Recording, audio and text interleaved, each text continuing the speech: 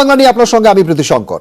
অর্পিতাকে জেরায় 6টি কোম্পানির খোঁজ পেয়েছে এনফোর্সমেন্ট ডিরেক্টরেট। বেলঘরিয়ার ফ্ল্যাটে জোড়া সংস্থার হদিশ। রিয়েল এস্টেটের পাশাপাশি একই ঠিকানায় টেক্সটাইল সংস্থা। দুর্নীতির কালো টাকা সাদা করতেই কি কোম্পানিগুলি খোলা? উত্তর খুঁজছে এনফোর্সমেন্ট ডিরেক্টরেট।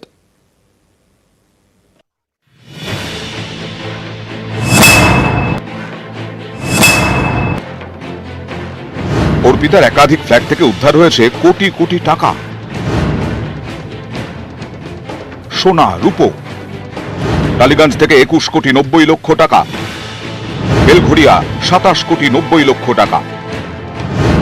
এই বিপুল টাকার সঙ্গেই অর্পিতা মুখোপাধ্যায়ের ফ্ল্যাটে তল্লাশি চালিয়ে একাধিক সম্পত্তির হদিশ মিলেছে। পার্থ ঘনিষ্ঠ অর্পিতাকে জেরা করে তার 6টি কোম্পানির হদিশ পেয়েছে ইডি। এই কোম্পানিগুলির টাকার উৎসের খোঁজে কেন্দ্রীয় তদন্তকারী সংস্থা। ইডি জানতে চায় এই কোম্পানিগুলি কেন খোলা হয়েছিল। নিয়োগ দুর্নীতির টাকায় কি কোম্পানিগুলিতে বিনিয়োগ? দুর্নীতির কালো টাকা সাদা করতে কি কোম্পানিগুলি খোলা? অর্পিতাকে দফায় দফায় লম্বা জেরা করে এসব প্রশ্নেরই এখন উত্তর খুঁজছে ইডি। ইতিমধ্যে অর্পিতার 8 ব্যাংক অ্যাকাউন্ট ফ্রিজ করা হয়েছে। বেলঘরিয়ায় অর্পিতার যে ফ্ল্যাট থেকে 28 কোটি টাকা উদ্ধার হয়েছে, সেখান থেকে রিয়েল এস্টেট কোম্পানির নথি ছাড়াও একটি টেক্সটাইল কোম্পানির নথি উদ্ধার করেছেন ইডির আধিকারিকরা। অর্থাৎ এবার টেক্সটাইল সংস্থারও খোঁজ পেল ইডি। শুধু রিয়েল এস্টেট সংস্থা নয়, টেক্সটাইল সংস্থার ঠিকানা হিসেবে নথিভুক্ত রয়েছে অর্পিতার বেলঘরিয়ার ফ্ল্যাটের ঠিকানা। যা দেখে তদন্তকারীদের অনুমান অভিজাত আবাসনের ফ্ল্যাটগুলি বিভিন্ন কোম্পানির ঠিকানা হিসেবে ব্যবহার করা হতো। কিন্তু এই টেক্সটাইল সংস্থার টাকার উৎস কি? তাহলে কি নিয়োগ দুর্নীতির টাকা টেক্সটাইল কোম্পানিতেও? অর্পিতাকে জেরা করে উত্তর খুঁজছে কেন্দ্রীয় তদন্তকারী সংস্থা। তবে ইডি সূত্রে খবর, অর্পিতাকে জেরায় বেশ কিছু তথ্য মিললেও মুখ খুলছেন না পার্থ চট্টোপাধ্যায়। পার্থর বিরুদ্ধে তদন্তে অসহযোগিতার অভিযোগ ইডির দাবি বেশিরভাগ প্রশ্ন এড়াচ্ছেন পার্থ চট্টোপাধ্যায়। পার্থর অসহযোগিতা তদন্তে বাধা হয়ে দাঁড়াচ্ছে, যার জেরে পার্থ অর্পিতার মুখোমুখি জেরার ক্ষেত্রে সমস্যা তৈরি হচ্ছে। যতক্ষণ পার্থ চট্টোপাধ্যায় মুখ না খুলছেন, ততক্ষণ অর্পিতার মুখোমুখি বসিয়ে জেরা করতে দেরি হবে বলেই মনে করছেন ইডির আধিকারিকরা। নিউজ 18 বাংলা। পার্থ ঘনিষ্ঠ অর্পিতার ফ্ল্যাট থেকে উদ্ধার হয় উচ্চশিক্ষা ও স্কুল শিক্ষা দপ্তরের কালো ডায়েরি। কালো ডায়েরিতেই কি লুকিয়ে নিয়োগ দুর্নীতির যাবতীয় রহস্য? ডায়েরিতে মিলেছে অনেক নাম ও অ্যাডমিট কার্ড নাম্বার, রয়েছে একাধিক গুরুত্বপূর্ণ ফোন নাম্বারও। ফোন নাম্বারের আড়ালেই কি লুকিয়ে সুপারিশকারীরা? রহস্য ভেদে ইডি।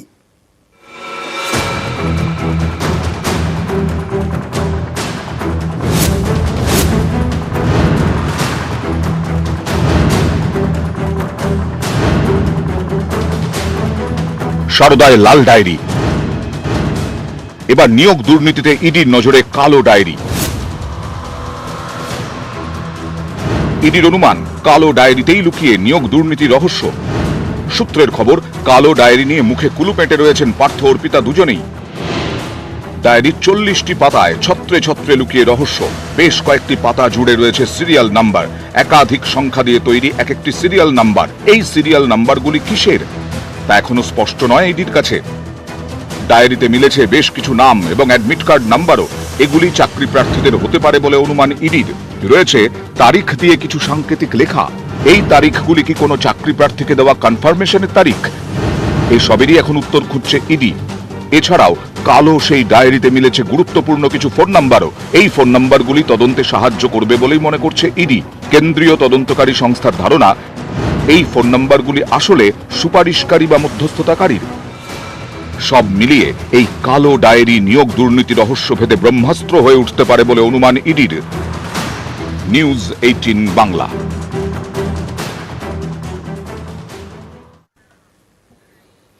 পশ্চিম মেদিনীপুরের ডেবরায় জরিমানা তরজা। 2011 ক্ষমতার পালাবদলের পরেই সিপিআইএম কর্মীদের উপর জরিমানার অভিযোগ। 11 বছর পর সেই টাকায় ফেরত দিচ্ছে তৃণমূল, এমনটাই দাবি ডেবরার সিপিআইএম নেতৃত্বের। এ নিয়ে জেলা তৃণমূলের অন্দরেও জোর কাজিয়া।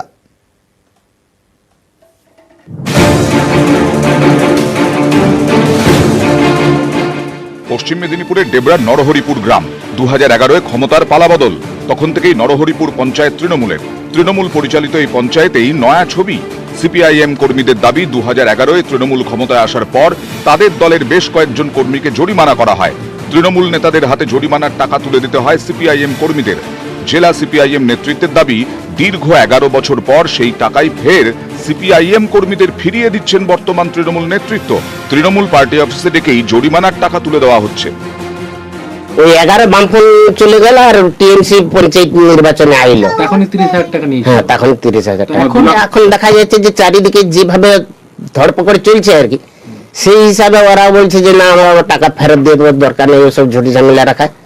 টাকা কি ফেরত দিয়েছে? হ্যাঁ। কত টাকা? 30,000 টাকা। বাপি পাত্র এসে বলে যে তোমাদের টাকা ফেরত দিয়ে দেবো, আমরা সাঁচা পার্টি করবো, ওই সব আলি করতে যাবো নি, ওই সব গন্ডগোলে থাকবো নি, যারা সব টাকা লিখিল তারা সব এখন নেই, আর আমরা পাঠিয়ে থাকলে আমরা ওই সব টাকা কারো ঝুটি ঝামেলা রাখবো।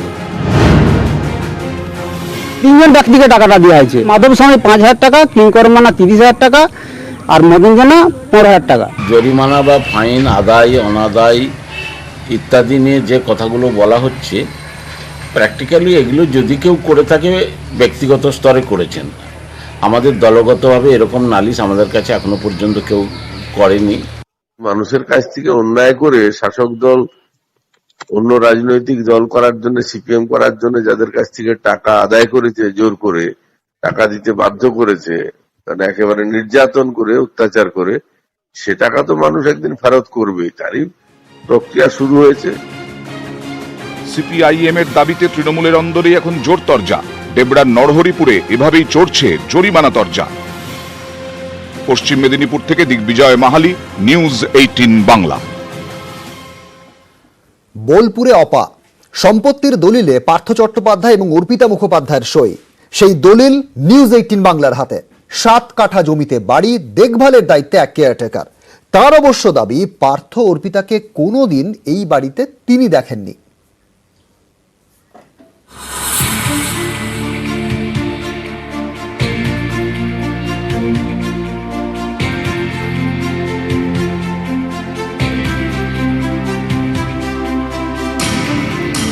বাড়ির নাম অপা, জমির দলিলে পার্থ চট্টোপাধ্যায় এবং অর্পিতা মুখোপাধ্যায়ের নাম। সম্পত্তির নথি নিউজ 18 বাংলার হাতে। নিয়োগ দুর্নীতি তদন্তে ইডির হাতে গ্রেফতার পার্থ অর্পিতা। 2টি ফ্ল্যাট থেকে উদ্ধার হয়েছে 50 কোটি টাকা।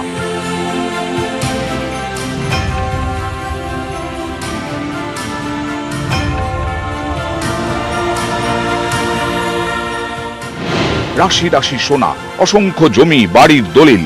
ইডি সূত্রে খবর, শান্তিনিকেতনেও 4টি সম্পত্তি রয়েছে অর্পিতার, তারই একটি এই অপা, যার ছবি আগেই দেখিয়েছে নিউজ 18 বাংলা। এবার সেই সম্পত্তির দলিল নিউজ 18 বাংলায়। দলিলের ছবি পার্থ অর্পিতার, দলিলের সই তাদেরই। বোলপুরের শ্যামবাটি মৌজায় 354 নম্বর প্লট। 2012 সালে জমিটি বিক্রি হয়। জমির দলিলে নাম রয়েছে পার্থ অর্পিতার। 7 কাঠা জমির ওপর বাড়ি। এই বাড়িরই নাম অপা। বোলপুরের বিএলআরওর দাবি, জমির মিউটেশন হয়েছে অর্পিতা মুখোপাধ্যায়ের নামে। আমি তো এই মুহূর্তে রেকর্ডের স্ট্যাটাসটা দেখতে পারবো, কোন ডিডমূলে কিভাবে কি হয়েছিল না হয়েছিল, এগুলো তো তদন্ত সাপেক্ষ ব্যাপার। না, গ্রেফতার পার্থ অর্পিতা, শুনশান অপা।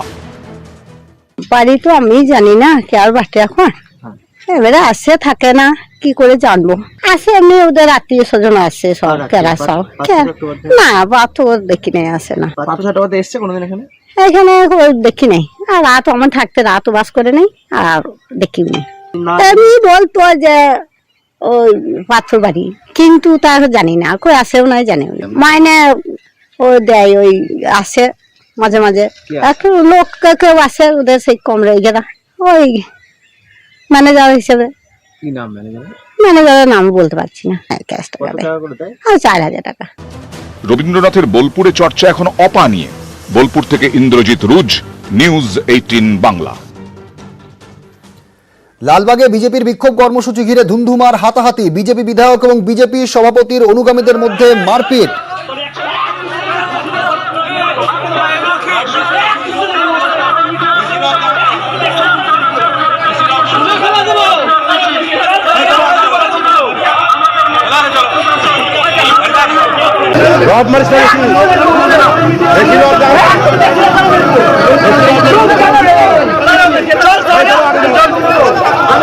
প্রণব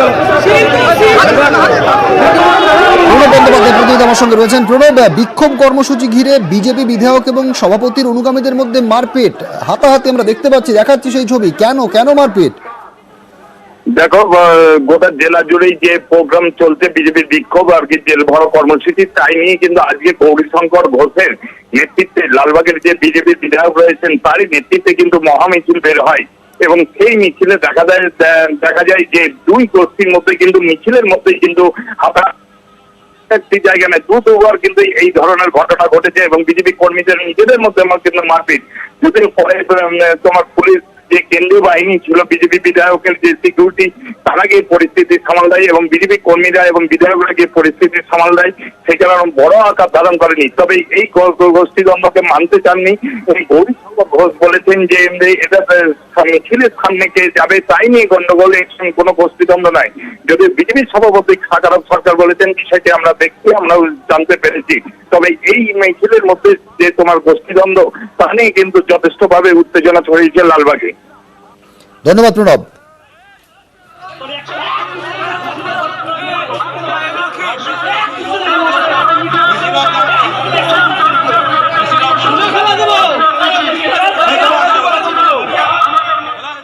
স্কুলের র্যাগিং এর অভিযোগ কাঠগড়ায় স্কুলের একাদশ দ্বাদশ শ্রেণীর পড়ুয়ারা। পশ্চিম মেদিনীপুরের অলিগঞ্জ ঋষি রাজনারায়ণ বালিকা বিদ্যালয়ে অভিভাবকদের বিক্ষোভ।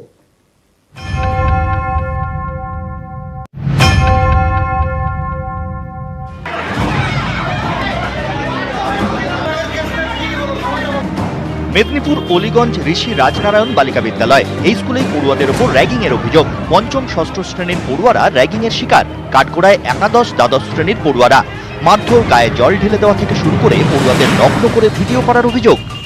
তাদেরকে হয়তো বলছে বাথরুমে যাও, বাথরুমে গিয়ে জামা প্যান্ট খোলো, কিংবা কাউকে বলছে আমরা মোবাইলে গান চালাচ্ছি তোমরা ডান্স করো, না করলে ছুরি বের করে দেখাচ্ছে। তা আমরা এইসবের বিরুদ্ধে আমরা আজকে ম্যাডামকে, যিনি হেডমিস্ট্রেস আছে, ওনাকে জানালাম যে আপনি এর বিরুদ্ধে কি স্টেপ নিচ্ছেন। ওনারা বলছে আমরা আমাদের যে মহিলা স্টাফরা আছে তাদেরকে আজকে আপাতত গার্ড দিয়ে রাখছি। আমরা বলছি ইমিডিয়েট সিসিটিভি লাগান। অভিযোগ, স্কুল কর্তৃপক্ষকে বিষয়টি জানালে অত্যাচারের মাত্রা আরো বেড়েছে। অভিভাবকদের দাবি, এতে ভয় পেয়ে স্কুলে আসাও বন্ধ করে দিয়েছে বেশ কিছু পড়ুয়া। প্রতিবাদে শনিবার স্কুলে বিক্ষোভ দেখান অভিভাবকরা।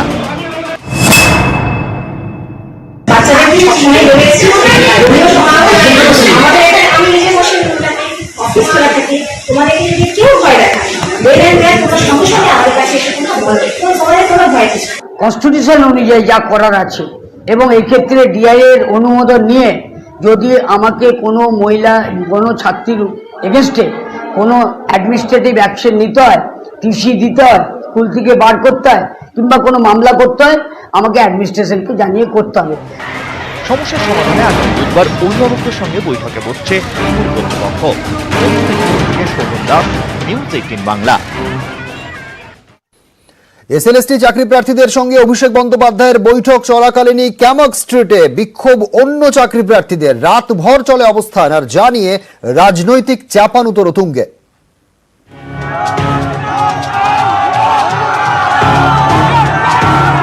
উনি 100% চেষ্টা করবেন যাতে ফার্স্ট এসএলএসটি 2016 সালে মেধা তালিকাভুক্ত প্রার্থীরা সম্পূর্ণরূপে নিয়োগ পান। এসএলএসটি চাকরি প্রার্থীদের সঙ্গে শুক্রবার বিকেলে বৈঠক করেন অভিষেক বন্দ্যোপাধ্যায়। ক্যামাক স্ট্রিটে অভিষেকের অফিসের ভেতরে যখন বৈঠক চলছে তখন অফিসের কাছেই বিক্ষোভ দেখাচ্ছেন অন্য চাকরি প্রার্থীরা। রাতভর অবস্থান, সকালে ক্যামাক স্ট্রিটে ধুন্ধুমার। এই নিয়েই তুঙ্গে রাজনৈতিক চাপানুতোর।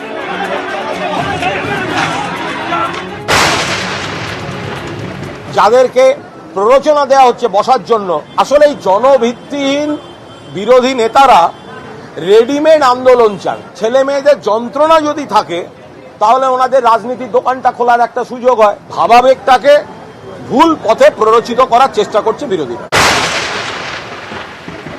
যারা তাদের চাকরি দেবার সামান্যতম প্রতিশ্রুতি দিচ্ছে তারা তাদের কাছে যাচ্ছে, তাদের সঙ্গে রাজনীতির নাম জড়িয়ে দিয়ে তাদের কি বলা হচ্ছে তারা বিজেপির ভাড়াটের সৈনিক, তাদের টাকা দিয়ে বিজেপি পাঠিয়েছে।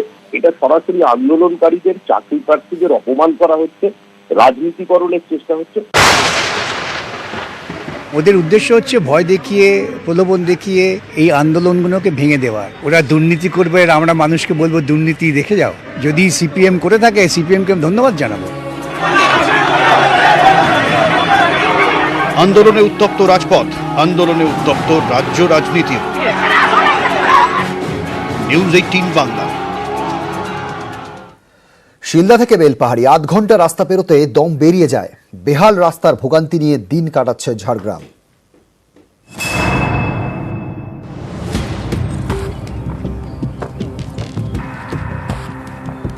ঝাড়গ্রামের শিলদা থেকে বেলপাহাড়ি প্রায় 7 কিলোমিটার রাস্তা একেবারে বেহাল। খানাখন্দে ভরা রাস্তায় পদে পদে বিপদ। রাস্তার মাঝখানে বড় বড় গর্ত। বছর দুয়েক আগে পিচ রাস্তা তৈরি হলেও তারপর মেরামতি না হওয়ায় বেরিয়ে পড়েছে কঙ্কালসার চেহারা। চলাচলের অযোগ্য হয়ে আছে, বাইকের যা ক্ষতি হচ্ছে, এবার আমাদের যাদের বয়স হয়েছে স্পাইনাল কর্ডের উপরে এফেক্ট পড়ছে। অনেক স্টুডেন্ট যাতায়াত করে, তারপরে এমনি পেশাগত দিক থেকে অনেকে ব্যবসা বাণিজ্য, রুগী টুগি। এটা খুব বিজি রাস্তা, অনেকগুলো গ্রাম এর সাথে অ্যাটাচ আছে। ঝাড়গ্রামে গেলে অনেকেই ঘুরতে যান বেলপাহাড়ি, ঘাগড়া, ডাঙ্গি, বড় শুকজোড়া। রাস্তা বেহাল হওয়ায় পর্যটকরাও মুখ ফেরাচ্ছেন। কেউ অসুস্থ হলে এই বেহাল রাস্তা পেরিয়ে পৌঁছতে হয় শিলদা প্রাথমিক হাসপাতাল কিংবা ঝাড়গ্রাম সুপার স্পেশালিটি হাসপাতালে। বেলপাহাড়ি প্রাথমিক হাসপাতালে পৌঁছতে হলেও এই রাস্তা দিয়েই যেতে হয়। সেই রাস্তায় দিনের পর দিন বেহাল হয়ে পড়ে রয়েছে। 2 বছর করাও করে দিয়ে চলে গেছে, রাস্তাটা একদম জঘন্য অবস্থা থেকে আমরা এরকম দুর্ভোগ করছি।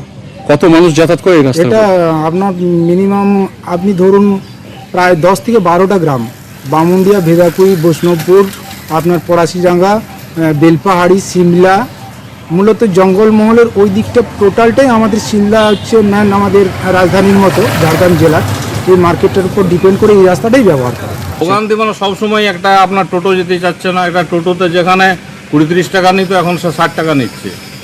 কত মানুষ যাতায়াত করে এই রাস্তার উপর দিয়ে? কি করবে, মানুষ যাচ্ছে মানে প্রধানেই তো যাতায়াত করছে। তার যদি না ঘুম ভাঙে, আমরা ভিডিওকেও বলেছি, আমরা তো চাচ্ছি রাস্তাটা ইমিডিয়েট হোক, তা নাহলে আমরা একটা এই যে গণ আন্দোলন করব। দ্রুত রাস্তা সারাইয়ের আশ্বাস দিয়েছেন বেলপাহাড়ির বিডিও বরেন্দ্রনাথ বন্দ্যোপাধ্যায়।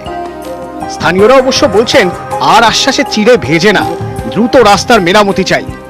ঝাড়গ্রাম থেকে রাজু সিং, নিউজ 18 বাংলা। রাস্তায় নরক যন্ত্রণা, ঝাড়গ্রাম আর ঝড়খালি 2 পর্যটন কেন্দ্রে এই রাস্তার বেহাল দশা, ক্ষোভ বিক্ষোভের পাহাড়।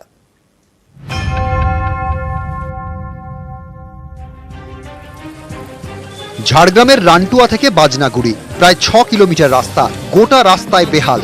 কোথাও গর্ত, কোথাও পিচ উঠে বেরিয়ে পড়েছে রাস্তার কঙ্কালসার চেহারা। রাস্তায় নরক যন্ত্রণা, রাস্তা সারাইয়ের দাবিতে পথে নেমেছেন বাসিন্দারা। এখানে মানুষের হাঁটা দুঃসহ হয়ে উঠেছে। আমরা বারবার গ্রামবাসীদের পক্ষ থেকে বিডিও সাহেবকে জানানোর পরেও কোনো রকম কোনো কাজ হয়নি, তো মানুষ স্বতঃস্ফূর্তভাবে আজকে রাস্তায় নেমেছে। বাসিন্দাদের অভিযোগ, বছর 6 ধরেই রাস্তা বেহাল, প্রশাসনকে জানিয়েও কোনো ফল মেলেনি। 9 নম্বর রাজ্য সড়কে বাসিন্দাদের অবরোধের জেরে যানজট তৈরি হয়। খবর পেয়ে পুলিশ ঘটনাস্থলে পৌঁছে অবরোধ তোলে।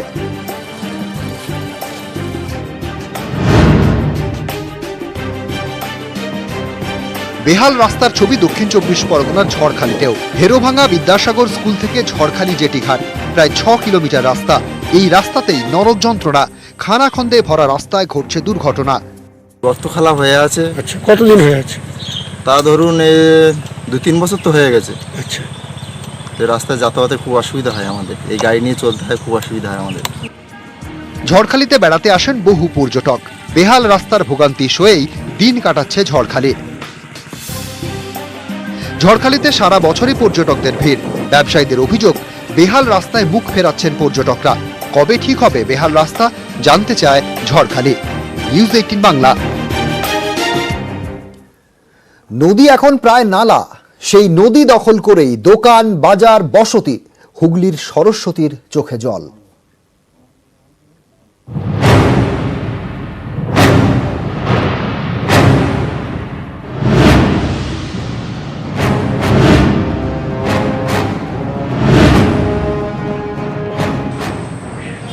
হুগলির সরস্বতী নদী, নদীর বুকে আবর্জনার স্তূপ, জঙ্গল আর আগাছা। এই নদীর উপরে তৈরি হয়েছে দোকান, তৈরি হয়েছে কংক্রিটের বসতি, সবই নদীর উপরে। আগে অনেকটাই চওড়া অবস্থায় ছিল, এটা সংস্কার না হওয়ার জন্য, নোংরা আবর্জনা ফেলার জন্য এইটা বুঝে যাচ্ছে দিনকে দিন। আজ থেকে 30 বছর আগে এতে বড় বড় মাছ আসতো, চিংড়ি মাছ আসতো, 400-500 ওজন ভেটকি মাছ আসতো। নদী মজে যাওয়ায় সেচের জলেও টান, বিপাকে পড়েছেন কৃষকরা। জলের তলায় চাষিরা কেউ চাষ করতে পারে না। এই মাঠের অবস্থা দেখছেন, চাষিরা কি দুর্গতিতে পড়ে আছে। কোনো এত নোংরা সরহদিতে আর মাটি তুলে তুলে নেতারা বিক্রি হচ্ছে, আর খালের কোনো জায়গায় সমানও নেই আর জলও আসে না। কোথায় গেল সরস্বতী? কাদের মদতে চুরি হচ্ছে নদী? তৃণমূল তো সর্বত্রই লুট করছে, পরিবেশকে ওরা লুট করছে। এই পরিবেশের লুটের একটা প্রতিফলন হচ্ছে সরস্বতী খাল একটা ড্রেনে পরিণত হওয়া। এবং শুধু তাই না, এরা ব্যবসা পয়সার বিনিময়ে ওই সরস্বতীর গভর্নমেন্টের ল্যান্ড বিক্রি হয়ে যাচ্ছে। দোকানপাট, বাড়ি ঘর ওখানে মানে যতটা পাচ্ছে তারা নেমে যাচ্ছে নদী গর্ভে, এই করে করে ছোট হয়ে যাচ্ছে। তো সেই জন্য আমরা উপর লেভেলে জানিয়েছি, ডিএমকেও জানিয়েছি। জবরদখল যেটা হচ্ছে, ইরিগেশন দপ্তর ব্যবস্থা নিচ্ছেন। আমরা তাদের অনুরোধ করব, কারণ নদী সংস্কার করতে গেলে যারা দখল করে আছেন তাদেরকে সেখান থেকে সরে যেতে হবে। সরস্বতী ইতিহাসের নদী। ইতিহাস বলে বহু শতাব্দী আগে এই নদী ছিল অন্যতম বাণিজ্য পথ। এই নদী গল্প বলে। এই সরস্বতী নদীতেই ডিঙা ভাসিয়েছিলেন মনসা মঙ্গলের চাঁদ সওদাগর। সেই নদী এখন নালা। হুগলি থেকে রানা কর্মকার, নিউজ 18 বাংলা। মাছের ওষুধে মানুষের বিষ। মাছকে খাওয়ানো হচ্ছে ক্ষতিকারক অ্যান্টিবায়োটিক। সেই মাছ খেয়ে ক্ষতি হচ্ছে আমার, আপনার। এবার তাই মাছ চাষে অ্যান্টিবায়োটিক ব্যবহারে নিষেধাজ্ঞা জারি করল রাজ্য মৎস্য দপ্তর। ক্লোরোফর্ম, নালিডিক্সিক অ্যাসিড, ড্যাপসন সহ 20টি অ্যান্টিবায়োটিকের ব্যবহার নিষিদ্ধ করা হয়েছে। আর এ নিয়ে তৈরি হচ্ছে টাস্ক ফোর্স। মাছে ভাতে বাঙালি, এই বাঙালিকে কি এবার মাছ ভাত খাওয়া নিয়ে ভাবতে হবে? প্রশ্নটা উঠছে, কারণ বিশেষজ্ঞরা বলছেন মাছকে রোগমুক্ত করতে খাবারে অতিরিক্ত মাত্রায় অ্যান্টিবায়োটিক খাওয়ানো হচ্ছে। অনেকে মাছ চাষের সময় ক্ষতিকারক অ্যান্টিবায়োটিকও ব্যবহার করছেন। এইসব মাছ খেলে মানুষেরও ক্ষতি। তাই এবার জাল টানল রাজ্য মৎস্য দপ্তর। মাছ চাষে 20টি অ্যান্টিবায়োটিকের ব্যবহার তারা নিষিদ্ধ করল। নবান্ন সূত্রে খবর, প্রতি জেলায় 8 সদস্যের টাস্ক ফোর্সও তৈরি করা হয়েছে। নেতৃত্বে থাকবেন জেলা শাসক। এই অ্যান্টিবায়োটিকগুলো ইউজ করা খুবই ক্ষতিকারক, বিশেষ করে আমাদের হিউম্যান বিইং এর জন্য। তার কারণ হচ্ছে যে মাছের বডিতে যখন এই অ্যান্টিবায়োটিকগুলো যায়, সেগুলো সবটাই নষ্ট হয় না, সেগুলো সবটাই কাজে লাগে না, মাছের শরীরেও থেকে যায়। এবং মাছের শরীর থেকে সেটা আমরা যখন সেই মাছ খাই তখন আমাদের শরীরে চলে আসে। এর ফলে কি হয়, ওই সব অ্যান্টিবায়োটিকগুলো আমাদের বডিতে স্লোলি দীর্ঘদিন ধরে প্রবেশ করাতে অ্যান্টিবায়োটিক রেজিস্ট্যান্স তৈরি হয়, যার ফলে পরে যখন আমাদের এই অ্যান্টিবায়োটিকগুলো সত্যি দরকার হবে সেই সময় আর কোনো কাজ করে না। রাজ্য সরকারের নির্দেশিকায় বলা হয়েছে বিভিন্ন বাজারে মাছের খাবার এবং মাছের ওষুধ দোকানে নিয়মিত তল্লাশি চালাবে টাস্ক ফোর্স। সরকার যেসব সংস্থার ওষুধকে ছাড়পত্র দিয়েছে, শুধুমাত্র সেই সব মাছের ওষুধই বিক্রি করা যাবে। নিষিদ্ধ অ্যান্টিবায়োটিক মেশানো মাছের খাবার মিললেই 25,000 টাকা জরিমানা। ইতিমধ্যেই 20টি অ্যান্টিবায়োটিক নিষিদ্ধ করেছে রাজ্য মৎস্য দপ্তর।